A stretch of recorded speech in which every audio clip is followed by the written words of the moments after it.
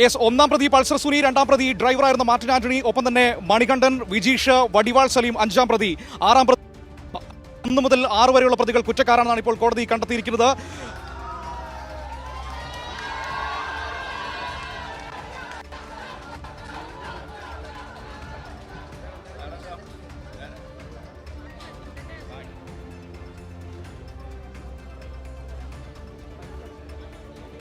നടിയെ ആക്രമിച്ച കേസിൽ ഇപ്പോൾ വിധി പ്രസ്താവമാണ്. 1 മുതൽ 6 വരെയുള്ള പ്രതികൾ: ഒന്നാം പ്രതി പൾസർ സുനി, രണ്ടാം പ്രതി മാർട്ടിൻ ആന്റണി, മൂന്നാം പ്രതി മണികണ്ഠൻ ബി, നാലാം പ്രതി വിജീഷ് വി പി, അഞ്ചാം പ്രതി വടിവാൾ സലീം, ആറാം പ്രതി പ്രദീപ് എന്നിവർ കുറ്റക്കാരനാണ് എന്നാണ് ഇപ്പോൾ ജഡ്ജി ഹണി എം വർഗീസ് വിധി പ്രഖ്യാപിച്ചിരിക്കുന്നത്. ഇനി ആകാംക്ഷയോടെ കാത്തിരിക്കുന്ന ഈ കേസിലെ പ്രധാന പ്രതികളിൽ ഒരാൾ 8ാം പ്രതി ദിലീപ് കുറ്റക്കാരനാണോ അല്ലയോ എന്നറിയാനാണ് കാത്തിരിക്കുന്നത്. ഏതായാലും വിധി പ്രസ്താവം കോടതിയിൽ നടന്നുകൊണ്ടിരിക്കുന്നു. നടിയെ ആക്രമിച്ച കേസിൽ 1 മുതൽ 6 വരെയുള്ള പ്രതികൾ കുറ്റക്കാരാണ് എന്നുള്ള ഏറ്റവും പുതിയ വിവരങ്ങളാണ് ഇപ്പോൾ പ്രേക്ഷകരുമായി പങ്കുവയ്ക്കാൻ കഴിയുന്നത്. ആ കാര്യങ്ങൾ നേരത്തെ സൂചിപ്പിച്ചതുപോലെ നേരിട്ട് കുറ്റകൃത്യത്തിൽ പങ്കെടുത്തവരാണിവർ. ഈ ഗൂഢാലോചനയിലും ഇവർ പങ്കെടുത്തിട്ടുണ്ട്. അതുകൊണ്ട് തന്നെ ഇവർക്കുള്ള ശിക്ഷ ദിലീപിന് കൂടി ബാധകമാകുന്നുണ്ടോ എന്നാണ് ഇനി ഒരുപക്ഷെ അറിയേണ്ടത്.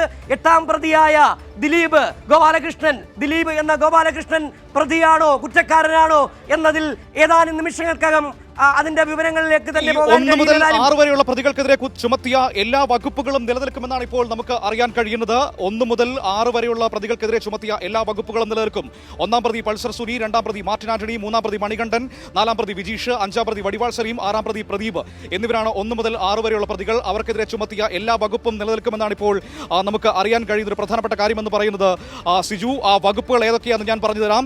120A, 120B അതായത് ക്രിമിനൽ ഗൂഢാലോചന, പിന്നെ 342 അന്യായമായി തടവിൽ വയ്ക്കുക, 366 സ്ത്രീയുടെ സമ്മതമില്ലാതെ ലൈംഗിക ബന്ധത്തിൽ ഏർപ്പെടാനായി തട്ടിക്കൊണ്ടുപോവുക, 354 സ്ത്രീയുടെ മാന്യതയ്ക്ക് ഭംഗം വരുത്തണമെന്ന ഉദ്ദേശത്തോടെ ആക്രമണം, 354B, ഒപ്പം തന്നെ 357 376D തുടങ്ങിയ കാര്യങ്ങളാണ് ഇപ്പോൾ നമുക്ക് അറിയാൻ കഴിയുന്നത്.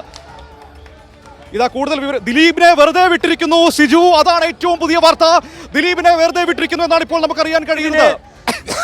8ാം പ്രതിയായി ദിലീപിനെ കേസിൽ വെറുതെ വിട്ടിരിക്കുന്നു എന്നാണ് ഇപ്പോൾ നമുക്കറിയാൻ കഴിയുന്ന ഏറ്റവും പുതിയ കാര്യം. നടിയെ ആക്രമിച്ച കേസിൽ ദിലീപ് കുറ്റവിമുക്തൻ എന്നുള്ള ദിലീപിനെ വെറുതെ വിട്ടിരിക്കുന്നു എന്നതാണ് ഇപ്പോൾ ഏറ്റവും കുറ്റവിമുക്തൻ എന്നാണ് ഇപ്പോൾ നമുക്കറിയാൻ കഴിയുന്നത്. 1 മുതൽ 6 വരെയുള്ള പ്രതികൾ കുറ്റക്കാരൻ, 8ാം പ്രതിയായി ദിലീപിനെ വെറുതെ വിട്ടിരിക്കുന്നു എന്നാണ് ഇപ്പോൾ കോടതി വിധി വന്നിരിക്കുന്നത്. ബാക്കി 1 മുതൽ 6 വരെയുള്ള പ്രതികൾക്കെതിരെ ചുമത്തിയ എല്ലാ വകുപ്പുകളും നിലനിൽക്കും. ദിലീപിനെ വെറുതെ വിട്ടിരിക്കുന്നു, അതാണ് ഏറ്റവും പുതിയ കാര്യം. 8 വർഷവും 10 മാസവും 12 ദിവസവും നീണ്ട നിയമ വിചാരണ നടപടികൾക്കൊടുവിൽ ഇതാ ദിലീപിനെ വെറുതെ വിട്ടിരിക്കുന്നു സിജു, അതാണ് കോടതിയുടെ വിധി. ശരി മനു, ഏതായാലും അതുമായി ബന്ധപ്പെട്ട കൂടുതൽ ചാർലി തോമസിനെയും വെറുതെ വിട്ടിരിക്കുന്നു എന്നാണ് നമുക്ക് മനസ്സിലാക്കാൻ കഴിയുന്നത്. ഈ കേസിലെ 8ാം പ്രതിയായ ദിലീപിനെ വെറുതെ വിട്ടിരിക്കുന്നു എന്നാണ് ഇപ്പോൾ വിധി പ്രസ്താവം വന്നിരിക്കുന്നത്. 1 മുതൽ 6 വരെയുള്ള പ്രതികൾ മാത്രമാണ് കുറ്റക്കാർ.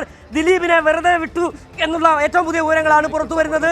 ജഡ്ജി ഹണി എം വർഗീസാണ് അല്പസമയം മുമ്പ് വിധി പ്രസ്താവിച്ചത്. കേസിൽ ഒരുപക്ഷെ ദിലീപ് കാത്തിരുന്നത്, കേരളത്തിലെ പൊതുമനസാക്ഷി കാത്തിരുന്നത് പോലെയുള്ള ഒരു വിധി അല്ലെങ്കിൽ പോലും ദിലീപിന് ആശ്വസിക്കുന്നു, ദിലീപിനെ വെറുതെ വിട്ടിരിക്കുന്നു എന്നുള്ള ഏറ്റവും പുതിയ വിവരങ്ങളാണ് ഇപ്പോൾ പുറത്തു വരുന്നത്.